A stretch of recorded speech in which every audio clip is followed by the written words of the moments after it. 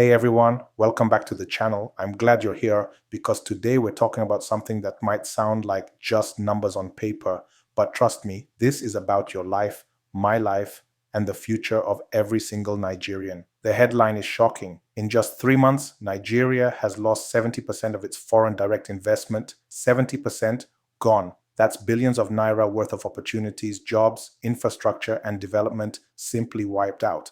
And the question is, why are foreign investors dumping Nigeria like a bad stock? And what does that really mean for all of us living here? Let's break this down so it's not just an economic jargon that politicians throw around. Foreign direct investment, FDI, is basically when people or companies from other countries decide to put their money into Nigeria. It could be building factories, setting up tech hubs, funding agriculture, constructing roads, or any kind of investment that creates jobs and keeps money circulating in our economy. When foreign investors trust your country, it means they believe in your stability, your leadership, your policies, and your future. It means they believe they can put in their money and get a fair, predictable return without fear of sudden policy changes, corruption, or insecurity destroying their investment. So, if in 3 months our FDI has dropped by 70%, it's not just a statistic, it's a loud, deafening signal to the whole world. We don't trust Nigeria right now. And when the world doesn't trust you, money stops flowing in. And when money stops flowing in, the economy shrinks, unemployment rises, the naira weakens even more, and poverty deepens. Now, here's where it gets political because you can't separate economics from politics. Investors don't just look at natural resources or market size, they look at governance, they look at leadership, they look at the stability of the system. Right now, Nigeria's political climate is a mess. We have a president who is struggling to inspire confidence, policies that change overnight, and a business environment where insecurity, corruption, and nepotism dictate who wins and who loses. Foreign investors are not fools. They read the news, they see how policies are made without consultation, they watch as court rulings are ignored, and they hear the cries of local business owners who are being suffocated by bad policies. Let's talk about the exchange rate crisis. Investors hate uncertainty, and right now our naira is in a free fall. We've had multiple exchange rates, sudden devaluations, and a central bank that often sends mixed signals. Imagine you're an investor planning to bring in $100 million. In January, the exchange rate might give you a certain projection for profits. But by March, those projections are useless because the naira has lost even more value. That's a nightmare scenario for any serious investor. Then there's insecurity. From Boko Haram in the northeast, to bandits in the northwest, to kidnappers in the south, to oil theft in the Niger Delta, Nigeria feels like it's under siege. How do you expect an investor to set up a billion naira factory if they're not sure their staff will be safe, their goods will be delivered, or their operations won't be disrupted by violence? And of course, there's corruption, the elephant in the room that never leaves. Investors see how contracts are awarded, how bribes decide who gets access, how who you know is more important than what you can deliver. No serious international company wants to gamble with billions in such an environment. The truth is, this 70% drop in FDI is a reflection of our leadership crisis. It's proof that speeches and photo ops won't fix an economy. You can't talk your way into foreign investment. You have to earn it through transparency, consistent policy, and genuine reform. And let's be honest, this is not just about the current administration.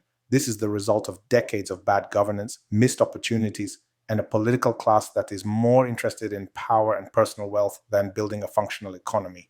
But here's where I want us to pause, because as bad as this sounds, and it is bad, we can't just throw our hands up and say, well, Nigeria is finished. Number, we have to start thinking about solutions. Because the same way investors have fled, they can also return, but only if we change the way we run this country. First, we need to fix policy inconsistency. Investors want to know that if they bring their money today, the rules won't change tomorrow.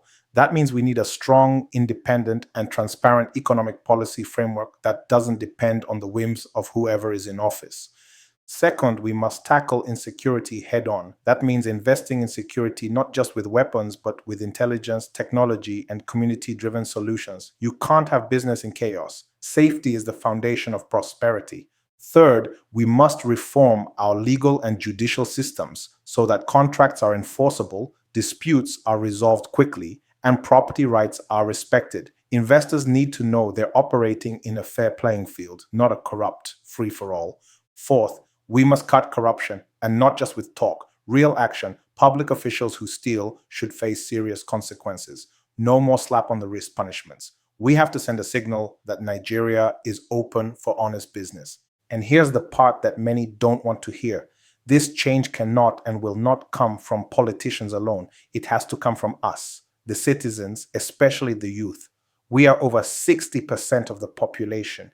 If we decide that we will no longer vote for thieves, no longer keep quiet when leaders fail us, no longer settle for at least he's our person politics, then the political class will have no choice but to adjust. The 70% drop in FDI is not just an economic statistic, it's a national wake up call. It's a reminder that the rest of the world is watching us, and right now, they don't like what they see. But we can change the picture. We can build a country where investors, both foreign and local, are lining up to put their money because they believe in our systems, our leadership, and our future. So as we end today's video, I want you to think about this. When foreign investors run away, it's not just their money we lose, it's our jobs, our opportunities, our growth, and our dignity as a nation. The political climate is not some distant thing happening in Abuja. It's directly connected to whether or not you can find a good job, start a business, or afford basic goods. If we want a different outcome, we must demand different leadership. If you agree that Nigeria needs a reset, a true people-driven, accountability-based reset, then you are part of the solution. Talk to your friends, your family, your colleagues. Challenge the narratives that keep us divided. Demand competence, demand transparency. Demand a Nigeria where foreign investors don't just come for our oil, but for our talent, our creativity, and our potential.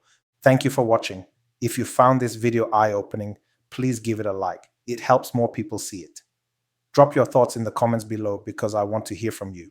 Why do you think investors are fleeing, and what can we do to fix it? Share this video with everyone you know because we need more Nigerians talking about this. And if you haven't already, hit that subscribe button for more bold, truth-centered content that tells it like it is. We will keep speaking truth to power until Nigeria gets it right.